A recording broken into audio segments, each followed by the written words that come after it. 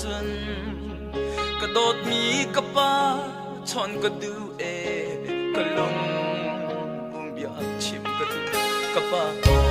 ka pa do cha lung sa her inum la mu na ka liam tak nu pa chan Gisu do tu tha ka ngai chang Gisu chu ka ta ka nu le pa chan u le nau cha na si Gisu chu ka cha sai song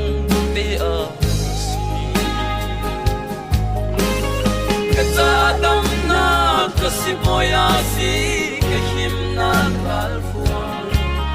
Kamitli agam hopyak tu asi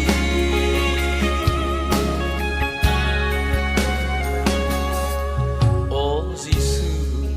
wanjung kuchunga telephone atun kadot mi kapa chon kadu e kalung bia chip kadu kapa o ai le din ok le ni fan puan ai ok zong a pa chan Gisu ni mual pholo in a ka zau khen zung zal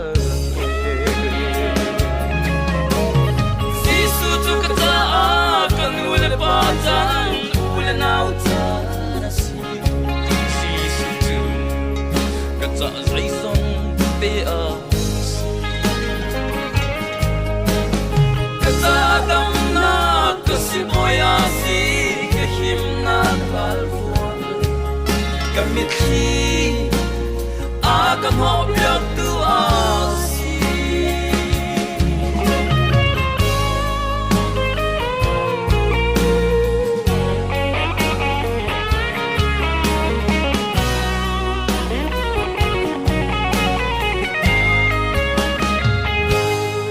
O Gisu chung kho chunga telephone a chun ka dot mi ka nu chon ka du e ka long bia chim ka du ka nu na ka chon bia mi Gisu Christ ka ne zul kha van tharau thiam hi bok na thong in bial ta ka tim hrim hrim Gisu chu ka cha ka nu le pa chan u le na chan si Gisu chu ka cha zai zong te a si ka cha dam na ka si mo ya si ka him na ral huang ka mi thi a ka no pian tu a si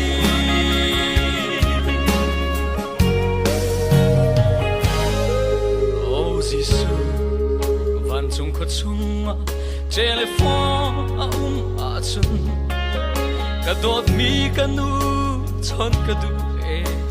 ka lung bia chem ka du ka nu o rp farwal bang na thlatang na kan hu bang nu chan Gisu ni ngak cha thailo te in ka hum swal ko Gisu chu ka cha ka nu le pa chan u le na chan si Gisu chu ka cha zai zong te a si ka cha dam na